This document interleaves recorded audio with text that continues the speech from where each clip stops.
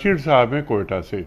हमारे इलाकों में लोग इमाम रखते हैं लेकिन उसको तनख्वाह नहीं देते और ये शर्त लगाते हैं कि तनख्वाह के बजाय साल में जब फसल बेचते हैं तो उसकी ज़कात को हम इमाम को दे देंगे।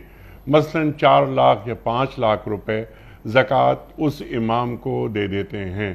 तो क्या इस तरह ज़कात अदा करने से ज़कात अदा हो जाती है और इमाम को इस तरह रखना जायज़ है? अनीक साहब, ये भी हमारे समाज का एक बड़ा सुलगता हुआ मसला है और बड़ा ही ख़तरनाक और सेंसिटिव मामला है। हमारे यहाँ हर पेशे, हर फ़न और हर हुनर वाले के लिए दिलों में कदर भी है और उनके लिए पैसे का इंतज़ाम भी है। लेकिन अफसोस की बात यह है कि जो मस्जिद का इमाम है, बच्चों के कुरान करीम पढ़ाने का उस्ताद है या जो मकतब मदरसे का उस्ताद है, उसकी तनख्वाह के बारे में पूरे का पूरा माशरा शदीद तरीन, संगीन तरीन कोताही और जुर्म का मुर्तकिब है। ये सवाल शायद मेरे ख्याल बलूचिस्तान से आया है। जी, कोयटा से आया। तो अब ये बलूचिस्तान के अंदर अगर आप चले जाएं या खैबर पख्तूनख्वा के बहुत सारे इलाकों में चले जाएं, इवन कि पंजाब के बहुत सारे देहातों में और इंटीरियर के इलाकों में चले जाएं, आज अनीक साहब ये सवाल तो हम आराम से गोल तकिए लगाकर टेबल कुर्सी पर बहुत करते हैं कि जनाब ये जो मौलवी साहिबान हैं, उलमा हैं, इनमें ये कमी है, ये कोताही है, ये गफलत है और ये क्यों नहीं अपना रोल प्ले करते, ये नहीं क्यों किरदार अदा करते। इस पर तो कोई बात नहीं करता कि उनके घर की गुजर बसर कैसे होती है, ठीक, उनके घर की खुशी गमी किस तरह निभती है, उनका जरिया माश जो जाहिर है कि अपने इलाके के मुसलमानों का एक रूहानी दीनी पेशवा, मुक्तदा, इमाम और रहबर और रहनुमा है, उसकी जिंदगी किस तरह से बीत रही है, बल्कि कहना चाहिए वो अपनी जिंदगी को किस तरीके से चला रहा और कैसे रींग रही है उसकी जिंदगी, इसके ऊपर किसी का वहम गुमान नहीं। चुनाचे हर माशरे का और हर गली मोहल्ले का वो फर्द कि जिसकी घर में कोई ना सुनता हो, वो इमाम मस्जिद पर अपनी चौधराहट और ठेकेदारी बरकरार रखने के लिए, एतराज़ात करने के लिए तो आ जाएगा। इसी बलूचिस्तान जहाँ का ये सवाल है, कोयटा के मुज़ाफ़ात में चले जाए, पूरे बलूचिस्तान में चले जाएं, सर्वे करें, इंटरव्यू करें, इमाम मस्जिद को जाकर अलहदा बिठाएं, नमाज पढ़ें अलहदा, फिर उसके बाद उससे पूछा आपकी तनख्वाह कितनी है। खुदा की कसम अनीक साहब, मौजूदा दौर में इस जमाने के अंदर भी 2000 रुपया, 1500 रुपया, 3000 रुपया। और एक जगह पर जब मैंने ये कहा कि 3000 रुपया, तो उन साहब वहां पर कुछ बैठे, उन्होंने कहा वो तो बड़ा खुशकिस्मत है जिसकी 3000 रुपये तनख्वाह हो। पाकिस्तानी 3000 रुपए की क्या वैल्यू है। अच्छा, वो वहां पर इमामत कर रहा है। अब मेरा शिकवा पता है क्या चल रहा है, हमारे तमाम सेमिनारों में, फोरम्स पर, हमारे तमाम के तमाम टेबल टॉक के अंदर, तमाम टॉक शोज में मौलवी हजरात का ये मामला, उलमा किरदार अदा नहीं। ओ भाई, वो बेचारा किस गम, किस कोढ़न के साथ अपनी जिंदगी गुजार रहा है, कभी उसकी तरफ भी तवज्जो दी है?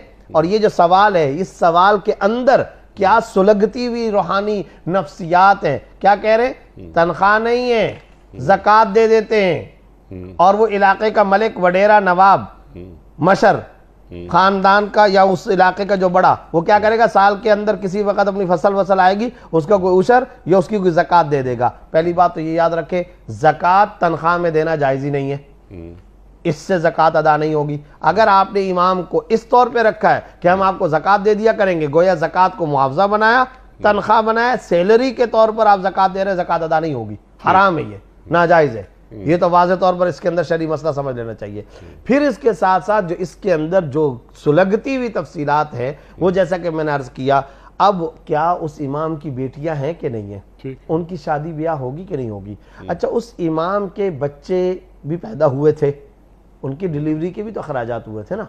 अच्छा, उस इमाम के यहाँ भी खुशी भी होगी, गमी भी होगी, मौत पौत भी होगी, बीमारी भी होगी, ईद भी आती है, मौसमों के असरात भी आते हैं, खाने पीने का नान नफ्के के भी मसाइल आते हैं। तो इन सारे मसाइल को क्या ये जो नमाजी उस इमाम के ऊपर सर हर वक्त एतराज़ात करते रहते हैं, क्या इन नमाजियों के कभी दिमाग के अंदर ये बात आई है कि उसका हम गुजर बसर किस तरीके से करवा रहे हैं।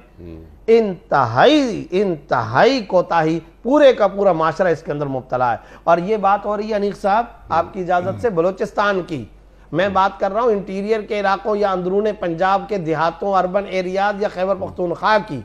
سوال یہ کہ کراچی میں آ جائے نا, Karachi is the biggest city of Pakistan, hub ہے, 70% ریونیو دیتا ہے.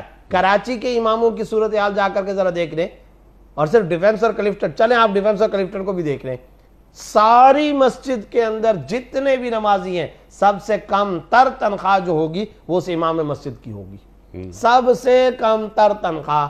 ہم توقعات اس سے پتہ نہیں کیا کیا باندھے بیٹھے رہتے ہیں, وہ یہ بھی کرے یہ بھی کرے یہ بھی کرے. ہم کہتے ہیں اعلیٰ درجے کا سوشل ورکر بھی ہونا چاہیے, زبردست داعی اسلام بھی ہونا چاہیے, نوجوانوں کو بھی قریب کرے, اتوار کا اصلاحی بیان بھی کرے, جمعے کے خطاب کے علاوہ ہفتہ وار درس قرآن بھی دے, خواتین میں بھی لیکچر دے, سب کچھ کرے, 5 وقت کی نمازیں. اچھا 5 وقت کی نمازوں کے بارے میں بھی ایک بات عرض کر دو, دیکھنے کو یہ بہت فراغت کا کام, اور دوسری طرف اگر میں عرض کروں تو یہ بہت مصروفیت کا کام ہے. اب وہ فراغت کا کام اس طرح آپ کو نظر آئے گا, ایک آدمی ہے جس نے فجر کی نماز پڑھائی, ظہر تک فارغ, یہ آپ کو نظر آیا. لیکن ایٹ دا سیم ٹائم آپ ذرا یہ بھی تو دیکھیں کہ بھائی وہ کوئی اور کام امامت کے ساتھ کر ہی نہیں سکتا ہے. اس کی وجہ یہ ہے کہ کہاں پر یہ کوئی ملازمت, نوکری یا تجارت یا بزنس ہو سکتی ہے کہ ٹھیک فلاں 1:15 بجے اس کی ملازمت ختم ہو جاوے یا اس کی تجارت ختم ہو جائے. کہاں یہ کام ہو سکتا ہے کہ اگر وہ تجارت کرے تو عصر کے بعد تجارت شروع کرے, ٹھیک مغرب کی اذان کے وقت میں وہ مسجد کے اندر پہنچا ہوا ہو. چنانچہ نمازوں کے اوقات اس طرح کے ہیں کہ جس میں اس کو پابند ہونا پڑتا ہے, اور ذرا سا بھی پابند نہ ہو تو جو علاقے کا چودھری صاحب ہے, جی امام صاحب آپ 4 جولائی کی ظہر میں نہیں تھے, آپ فلاں تاریخ کو تو مغرب میں آئی نہیں تھے, اور پھر کیا کہا جا رہا ہے ان کی تنخواہ کی کٹوتی. مظلوم ترین مزدور ہے, ایسا لیبر ہے جس کے اوپر ہر کوئی چڑھائی کرتا ہے, اور یہ امام مسجد وہ ہے, سارے نمازی اس کے باس ہیں. یہ وہ غلام ہے جس کے کم از کم 1000 آقا ہیں, وہ 1000 آقاؤں کی سنتا ہے. کبھی اس پہلو پر بھی تو ہمیں غور کرنا چاہیے, کبھی اس اینگل پر بھی غور کرنا چاہیے. انیق صاحب یہیں آپ کراچی کی مساجد کو دیکھ لیں, قالین دیکھ لیں, اس کے غالیچے دیکھیں, اس کے گملے دیکھیں, اس کے گارڈن دیکھیں, اس کے زبردست قسم کی لائٹنگ دیکھیں, اور اسی مسجد کے کسی کونے کے اندر دائیں بائیں کے اندر امام کا گھر بھی دیکھ لیں کہ وہ امام کا گھر کس نوعیت کا ہے. آپ ذرا وہ بھی جا کر کے چیک کر لیں. پھر اس امام کے اوپر کیا کیا گزر رہی ہوتی ہے, کس طرح 365 دن چھٹی کوئی نہیں ہے اس کی کوئی تنخواہ کے اندر بڑھوتری کا نہیں ہے. اگر وہ بڑھوتری کی بات کرے تو کمیٹی, اور اللہ بچائے یہ جو مسجد کی کمیٹیاں ہیں اس کے اوپر تو الگ سے آپ سے میں درخواست کروں گا, بڑی مؤدبانہ التجا کروں گا, ان مساجد کی کمیٹیوں کے آداب پر آپ کو ایک علیحدہ سے پروگرام کرنا چاہیے کہ جس طرح کی وہ اپنی چودراہٹ رکھتے ہیں. تو خدا را ہم اس طرف متوجہ ہوں, پورے کے پورے بلوچستان میں, پورے کے پورے خیبر پختونخوا میں, پورے کے پورے اربن ایریاز کے اندر, ایون کہ پنجاب کے دیہاتوں میں, اندرون سندھ کے اندر یہی صورتحال ہے. تنخواہ اگر آپ پتہ کریں گے, حساس طریقے سے آپ نفسیاتی مریض بن جائیں گے. اس تنخواہ میں کسی گزارے کا تصور نہیں ہے. تو یہ یاد رکھیں, یہ جو ہم نے پروگرام میں آج بات کی ہے, خدا را اللہ کرے کہ اس کا کوئی اثر جائے, مساجد کی انتظامیہ پر اس کا اثر جائے, اور اسی طریقے سے اوقاف کے حکام بالا پر اس کا کوئی اثر جائے. ہاں ہم ان سے ڈیلیوری کا مطالبہ کریں کہ وہ ڈیلیور کیا کر رہے ہیں, سروسز کیا فراہم کر رہے ہیں. ہم اس پر ہر وقت بات کرتے ہیں, کرنا چاہیے, لیکن ساتھ ساتھ گیو اینڈ ٹیک دنیا میں چلتا ہے, لو اور دو کی پالیسی چلتی ہے. جب تک پیس آف مائنڈ نہیں کریں گے, جب تک آپ اس کو ذہنی طور پر عافیت اور اطمینان کی زندگی اور آسودگی کی زندگی نہیں دیں گے, اس وقت تک وہ آپ کی رہبری کے سارے فرائض صحیح طور پر انجام نہیں دے سکتا. اس کے لیے ضروری ہے کہ آپ اس کی صحیح اور معقول تنخواہ مقرر کریں. آپ صلی اللہ علیہ وسلم نے تو ارشاد فرمایا, کاد الفقر ان یکون کفرا, ان قریب فقر کفر میں تبدیل ہو جائے گا. انسان گناہ پر اسی لیے آتا ہے کہ دراصل فقر ہوتا ہے. ہمارے ایک استاذ فرمایا کرتے تھے, مولوی صاحب جب نماز پڑھو تو جیب میں کم از کم 10 روپے رکھا کرو. طالب علموں سے ایسے ہی فرمایا کرتے تھے. کیا مطلب؟ مقصد یہ کہ اگر تمہارے پاس کچھ بھی نہیں ہے تو اگر تم نماز پڑھو گے, نماز میں بھی تمہیں خیالات آ رہے ہوں گے کہ اب میں کھانا کیسے کھاؤں گا, چائے کیسے پیوں گا, آج رات کیسے کروں گا, میں کیسے گزارا ہوگا, بس کا کرایہ کیسے ہوگا. کم از کم جیب میں پیسے ہوں گے, پیس آف مائنڈ تو ہوگا, کوئی اطمینان قلبی تو ہوگی. تو اس اطمینان قلبی کے پیدا کرنے کا بنیادی طریقہ یہ ہے ائمہ کی تنخواہوں پر نظر ثانی کی جائے, ان کی معقول تنخواہ ہو تاکہ ان کی ضروریات زندگی ادا ہو. سبحان اللہ, سبحان اللہ.